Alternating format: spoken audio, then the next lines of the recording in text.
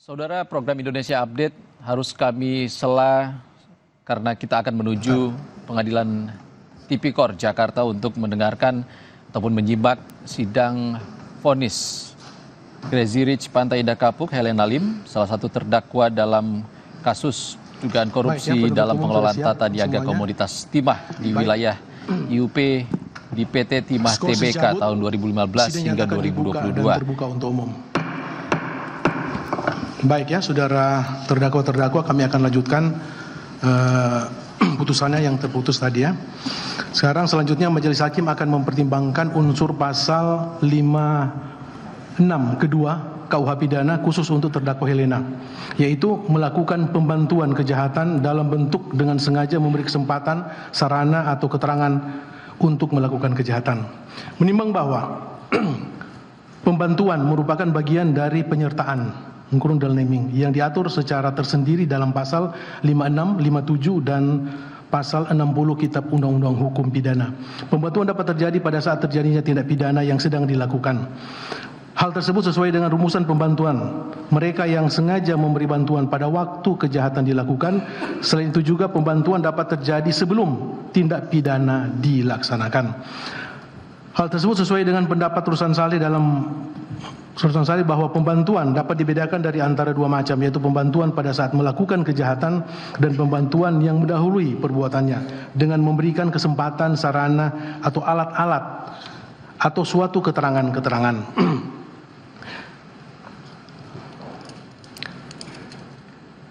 Menimbang bahwa menurut Rusan Saleh bahwa pembantuan dibedakan, menimbang bahwa selanjutnya menurut Ramelan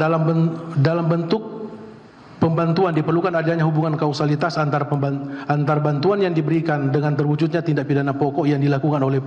oleh pembuat. Hubungan kausal ini tidak perlu menunjukkan adanya kausalitas memadai sebagai suatu kepastian, tetapi juga bila hanya sebagai suatu kemungkinan yang diperlihatkan dalam bentuk peranan yang tidak penting dari orang yang membantu. Menimbang bahwa berdasarkan keterangan ahli hukum pidana Profesor Dr. Agus Surono SHM menjelaskan di persidangan bahwa dalam pasal 56 KU Kitab Undang-Undang Hukum Pidana tidak perlu adanya pemufakatan, meeting of mind, karena pasal 56 bisa terjadi pada saat perbuatan dilakukan atau setelah tindak pidana dilakukan. Menimbang bahwa berdasarkan doktrin tersebut di atas dihubungkan dengan fakta-fakta hukum yang terungkap di persidangan yang diperoleh dari keterangan saksi, keterangan ahli, surat petunjuk, keterangan terdakwa, barang bukti dan barang bukti yang satu sama lain saling bersesuaian telah diperoleh fakta hukum yang berkaitan dengan pembuktian unsur pasal 56 kedua KUH pidana, yaitu melakukan pembantuan kejahatan dalam bentuk dengan sengaja memberi kesempatan, sarana atau keterangan untuk melakukan kejahatan sebagai berikut. 1.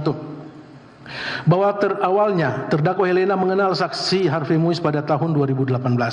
yang diperkenalkan oleh saudara Arli bertempat di sebuah kantor berbentuk rumah lama di Jalan Gunawarman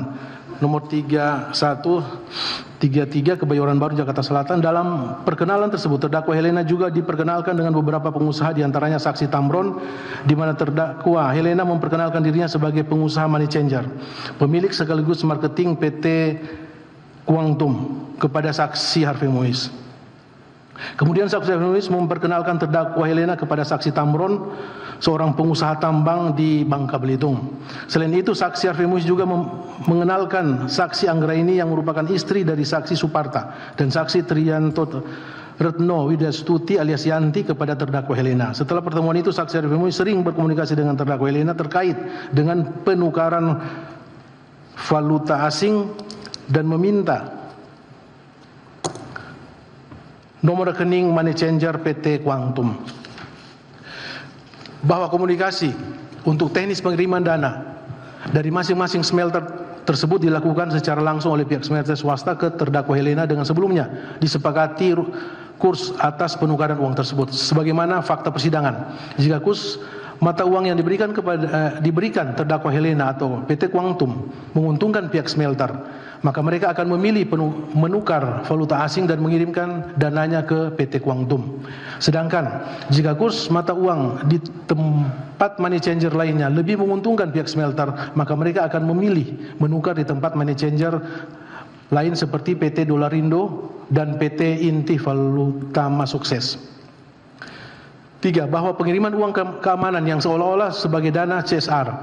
oleh saksi Tamron, saksi Suwito Gunawan, saksi Robert Indarto, saksi Fandi mulai dilakukan pada awal tahun 2019,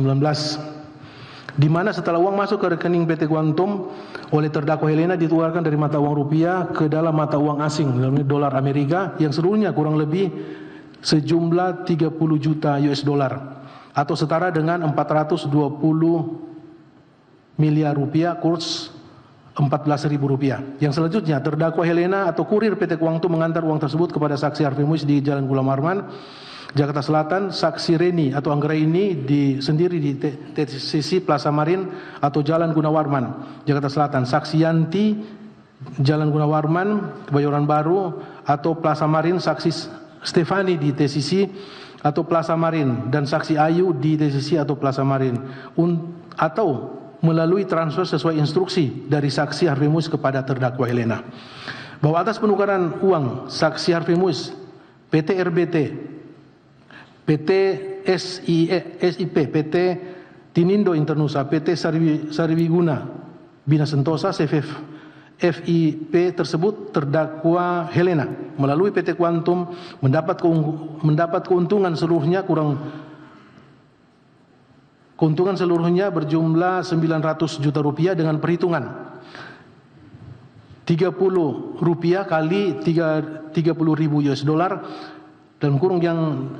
jumlah yang ditukarkan di PT Quantum, di mana keuntungan tersebut telah digunakan oleh terdakwa Helena untuk kepentingan pribadinya. Menimbang bahwa berdasarkan fakta-fakta hukum dan uraian pertimbangan-pertimbangan tersebut di atas, telah terbukti adanya perbuatan yang dilakukan oleh terdakwa Helena dalam bentuk pemberian sarana berupa menyiapkan rekening PT Quantum untuk menerima dan mengumpulkan dana keamanan seolah-olah dana CSR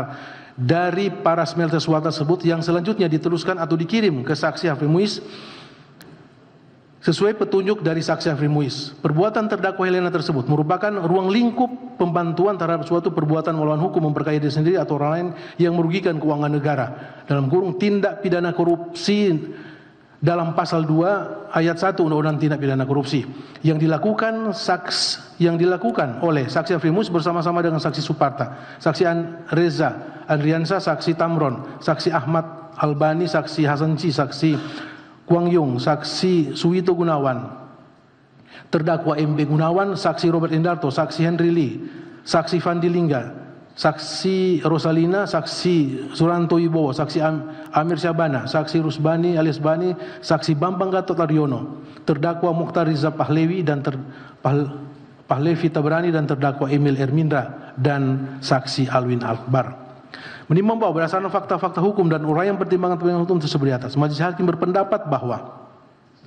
unsur melakukan pembantuan kejahatan dalam bentuk dengan sengaja memberi kesempatan, sarana atau keterangan untuk melakukan kejahatan telah terbukti secara sah dan meyakinkan menurut hukum atas diri terdakwa Helena. Menimbang bahwa selanjutnya majelis hakim akan mempertimbangkan dakwaan penuntut umum dalam pasal 18 ayat 1 huruf B Undang-Undang Nomor 3199 sebagaimana telah diubah dengan Undang-Undang Nomor 20 Tahun 2001 yang rumusannya berbunyi pembayaran uang pengganti yang jumlahnya sebanyak-banyaknya sama dengan harta benda yang diperoleh dari tindak pidana korupsi. Ini khusus untuk terdakwa Mukhtar Riza Pahlevi dan terdakwa Emil Ermindra sehubungan dengan pasal 18. Menimbang bahwa dari bunyi rumusan pasal 18 ayat 1 mengenai pembayaran uang pengganti, maka besarnya uang pengganti dihitung berdasarkan nilai harta yang diperoleh para terdakwa dari tindak pidana korupsi. Dari pengertian tersebut maka pidana tambahan uang pengganti batasannya adalah berapa nilai harta yang diperoleh oleh para terdakwa dari tindak pidana korupsi. Menimbang bahwa dari fakta-fakta hukum yang terungkap di persidangan, dari rangkaian perbuatan terdakwa Mukhtar Riza Pahlevi Tabrani sama-sama dengan terdakwa Emil Ermindra, saksi Alwin Akbar, saksi Suranto Wibowo, saksi Amir Sabana, saksi Rusbani, saksi Bambang Gatot Aryono, saksi Tamron, saksi Ahmad, saksi Hasan Ci, saksi Kwang Yung alias Buyung, serta Suwito Gunawan alias Awi, terdakwa MB Gunawan, serta Robert Indarto, Henry Lee, saksi Fandi Lingga, saksi Rosalina, serta Suparta, dan saksi Reza Andriansa, dan saksi Harvey Muiz, sebagaimana telah diuraikan di atas, yang telah mengakibatkan kerugian keuangan negara sebesar 300.353.938.131,14 sen, atau setidaknya sekitar jumlah tersebut berdasarkan laporan hasil audit perhitungan kerugian negara perkara tindak pidana korupsi tata niaga Komunitas Timah di wilayah IUP PT Timah tahun 2015 sampai dengan tahun 2022, nomor PE.04 dan seterusnya, tanggal 25 Mei 2004 dari Badan Pengawasan Keuangan dan Pembangunan Republik Indonesia. Menimbang bahwa dari total keseluruhan kerugian keuangan negara tersebut di atas, ternyata terdakwa Mokhtar Riza Pahlavi Tabrani dan terdakwa Emil Ermindra tidak terbukti memperoleh hasil atau kekayaan yang bersumber dari tindak pidana korupsi tersebut, di mana uang sejumlah 493.399.704.345 rupiah yang dibebankan oleh penuntut umum dalam tuntutan pidananya kepada masing-masing terdakwa, yaitu terdakwa Mokhtar Riza Pahlavi Tabrani dan terdakwa Emil Ermindra. Ternyata sebagaimana fakta hukum yang terungkap di persidangan bahwa uang tersebut telah diterima oleh Tetian Wahyudi selaku direktur dan pendiri sekaligus pengendari CV Salsabila Utama sebagaimana bukti T13 berupa akta pendirian CV Salsabila Utama melalui CV Salsabila Utama sebagai pembayaran atas biji timah dan total keseluruhan yang diterima oleh Tetian Wahyudi melalui CV Salsabila Utama adalah sejumlah 900.799.408.690 rupiah. Menimbang bahwa berdasarkan ketentuan pasal 18 ayat 1 huruf B Undang-Undang 3199 sebanyak telah diubah dengan Undang-Undang Nomor 20 Tahun 2001 tentang pemberantasan tindak pidana korupsi, bahwa menyatakan pembebanan uang pengganti adalah sebesar harta benda yang diperoleh terdakwa dari tindak pidana korupsi yang dilakukan, dan sesuai fakta hukum persidangan terdakwa Mokhtar Riza Pahlavi Tabrani tidak memperoleh dari hasil tindak pidana korupsi, maka dengan demikian kepada terdakwa Mokhtar Riza Pahlavi Tabrani dan terdakwa Emil Ermindra tidak dibebankan untuk membayar uang pengganti tersebut. Menimbang bahwa selanjutnya majelis hakim akan mempertimbangkan dakwaan penuntut umum dalam pasal 18 ayat 1 huruf B Undang-Undang 3199 sebagaimana telah diubah dengan Undang-Undang Nomor 20 Tahun 2001 yang berbunyi pembayaran uang pengganti yang jumlahnya sebanyak-banyaknya sama dengan harta benda yang diperoleh dari tindak pidana korupsi khusus untuk terdakwa MB Gunawan. Menimbang bahwa dari total keseluruhan kerugian keuangan negara yang sudah disebutkan tersebut di atas, sebagaimana fakta hukum yang terungkap di persidangan, bahwa ternyata terdakwa MB Gunawan tidak terbukti memperoleh hasil atau kekayaan yang bersumber dari tindak pidana korupsi tersebut. Menimbang bahwa berdasarkan ketentuan pasal 18 ayat 1 huruf B tersebut, huruf B Undang-Undang Nomor 3199 dan seterusnya tentang tindak pidana korupsi, bahwa menyatakan pembebanan uang pengganti adalah sebesar harta benda yang diperoleh terdakwa dari tindak pidana korupsi yang dilakukan, dan sesuai fakta hukum di persidangan terdakwa tidak memperoleh dari hasil tindak pidana korupsi, maka dengan demikian kepada terdakwa MB Gunawan tidak dibebankan untuk membayar uang pengganti. Menimbang bahwa selanjutnya majelis hakim akan mempertimbangkan dakwaan penuntut umum pasal 18 ayat 1 huruf B Undang-Undang 3199 sebagaimana telah diubah dengan Undang-Undang Nomor 20 Tahun 2001 yang rumusannya pembayaran uang pengganti yang jumlahnya sebanyak-banyaknya sama dengan harta benda yang diperoleh dari tindak pidana korupsi khusus untuk terdakwa Helena. Menimbang bahwa sebagaimana fakta-fakta hukum yang terungkap di persidangan dalam perkara ini, perbuatan terdakwa Helena melakukan pembantuan terhadap suatu perbuatan melawan hukum memperkaya diri sendiri dan orang lain yang merugikan keuangan negara, tindak pidana korupsi dalam pasal 2 ayat 1 Undang-Undang Tipikor yang dilakukan oleh saksi Arfi Muiz bersama-sama dengan saksi Suparta, saksi Reza Andriansa, saksi Tamron, saksi Ahmad Albani, saksi Hasan Ci, saksi Kwang Yung, saksi Suwito Gunawan alias Awis, terdakwa MB Gunawan, saksi Robert Indarto, saksi Henry Lee, saksi Fandi Lingga, saksi Rosalina, saksi Suranto Wibowo, saksi Amir Sabana, saksi Bani alias Bani, saksi Bambang Gatot Aryono, terdakwa Mokhtar Riza Pahlevi, terdakwa Emil Ermindra, dan saksi Alwin Albar adalah merupakan keuntungan jumlah uang yang ditukarkan PT Kuangtom milik terdakwa Helena. Menimbang bahwa majelis hakim tidak sependapat dengan tuntutan pidana penuntut umum terkait dengan pembebanan uang pengganti secara proporsional terhadap terdakwa Helena atas dana pengamanan yang seolah-olah dana CRI sejumlah 30 juta US dollar atau setara dengan 420 miliar rupiah dalam kurs 14.000 rupiah.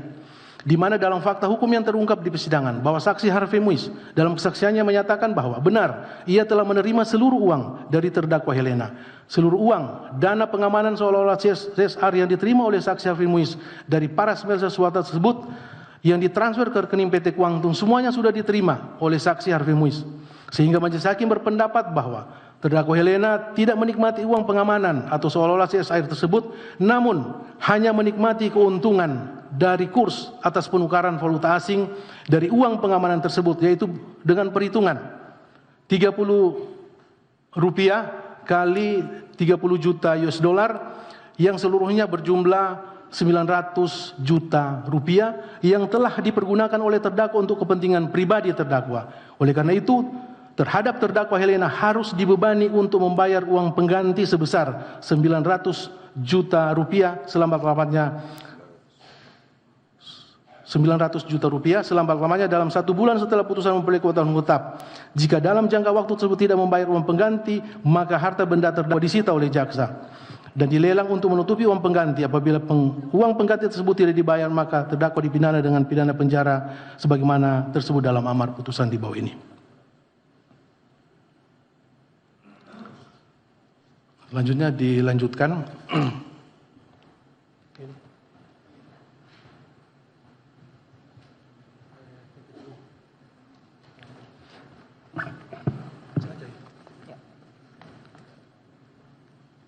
Selanjutnya majelis hakim akan mempertimbangkan dakwaan kedua primer khusus untuk terdakwa Helena, yaitu melanggar pasal 3 Undang-Undang Nomor 8 Tahun 2010 tentang pencegahan dan pemberantasan tindak pidana pencucian uang junto pasal 56 ke 1 KUHP yang unsur-unsur pidananya adalah sebagai berikut: 1. Setiap orang. 2. Telah menempatkan, mentransfer, mengalihkan, membelanjakan, membayarkan, menghibahkan, menitipkan, membawa ke luar negeri, mengubah bentuk, menukarkan dengan mata uang atau surat berharga atau perbuatan lain atas harta kekayaan yang diketahuinya atau patut diduganya merupakan hasil tindak pidana korupsi. 3. Dengan tujuan menyembunyikan atau menyamarkan asal-usul harta kekayaan. 4. Unsur pasal 56 ke 1 KUHP dengan sengaja memberi bantuan pada waktu kejahatan tindak pidana dilakukan. Unsur setiap orang. Menimbang bahwa berdasarkan rumusan ketentuan pasal 1 angka 9 Undang-Undang TPPU, yang dimaksud dengan setiap orang adalah orang perseorangan atau korporasi. Menimbang bahwa berdasarkan putusan Mahkamah Agung RI nomornya yang sebagaimana tadi sudah dibacakan, menimbang bahwa berdasarkan fakta-fakta hukum tersebut di atas dari para transaksi yang dilakukan oleh saksi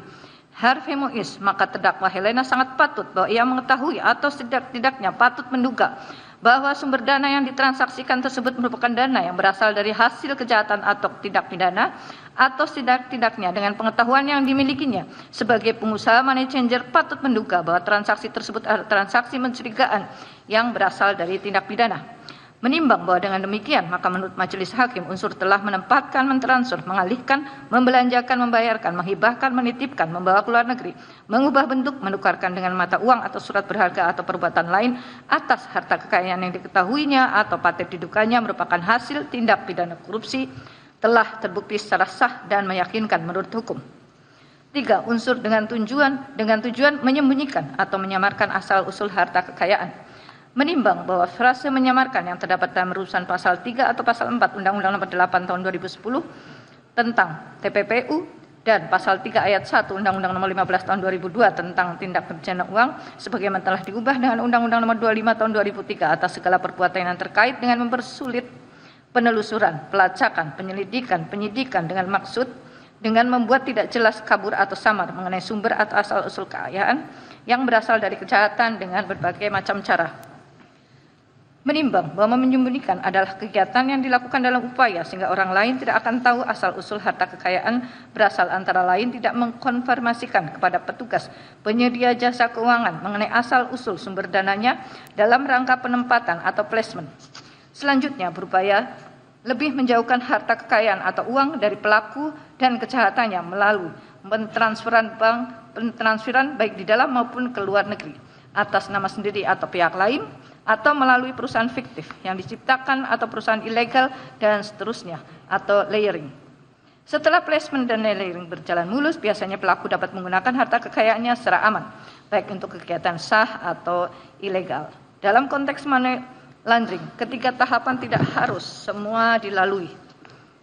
Ada kalanya hanya cukup pada tahapan placement, layering, atau placement langsung ke integration. Menimbang bahwa sedangkan pengertian menyamarkan antara lain adalah perbuatan mencampur uang haram dengan uang halal, agar uang haram nampak seolah-olah berasal dari kegiatan sah, menukarkan uang haram dengan mata uang lainnya, dan sebagainya.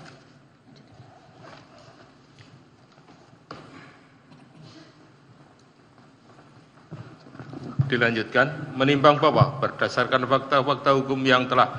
terurai di atas ditemukan fakta bahwa pengiriman dana pengamanan seolah-olah dana CSR dari perusahaan smelter swasta yakni CP Venus Inti Perkasa